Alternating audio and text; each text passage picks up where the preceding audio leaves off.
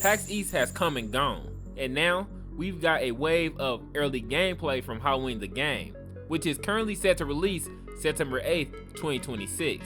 After watching multiple hands-on previews and really paying attention to how Michael Myers is being played, I started noticing a pattern. The players who looked the most effective weren't just running without a purpose. They were being patient, methodical, and honestly, a lot more strategic than you might expect. So, based on what we've seen so far, these are the key things I would want to get right if I'm trying to play Michael at a high level. The first thing, and probably the most important, is stalking before you attack a resident of Haddonfield. A lot of gameplay impressions suggest that Michael is at his strongest when he stays hidden for as long as possible and stalk his victims. Instead of immediately chasing, the smarter approach seems to be quietly stalking victims before they realize you're nearby. From what's been shown, a fully stalked target can actually be tracked more easily, even potentially you can see them through walls, which completely flips the dynamic in your favor. So rather than rushing in, the better play is to build that pressure silently, then strike when the victim is already at a disadvantage. That leads directly into prepping the house before you enter. One thing that stood out in multiple previews is how much control Michael seemed to have over the environment.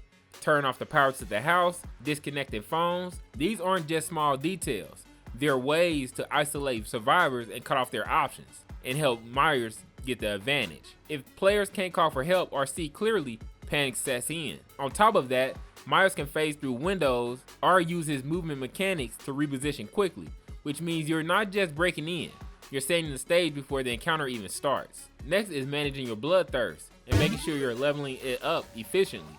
From what's been described, low bloodthirst equals low damage output, which makes early fights a lot less effective. You want to build up momentum first. As that meter increases, Michael becomes significantly more dangerous, and that's where mechanics like the shoulder barge really come into play. Based on early gameplay, that move looks like a key way to counter heroes and keep pressure on them, especially when they try to fight back instead of run. Another big strategy point is targeting high value NPCs first. This game isn't just about easy eliminations, it's about progression.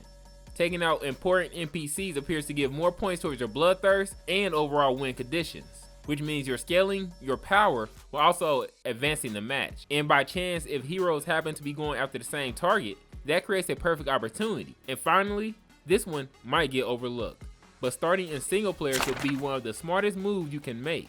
From what we've seen, Michael's movement and pacing are very different compared to other asymmetrical horror killers. Jumping into multiplayer without an understanding could make you overwhelmed fast. Single player gives you a chance to learn the map layouts, get comfortable with his abilities, and understand how Myers build pressure. And that's without dealing with highly coordinated opponents right away. At the end of the day, if PAX East gameplay is anything to go by, Michael Myers isn't about speed, he's about control.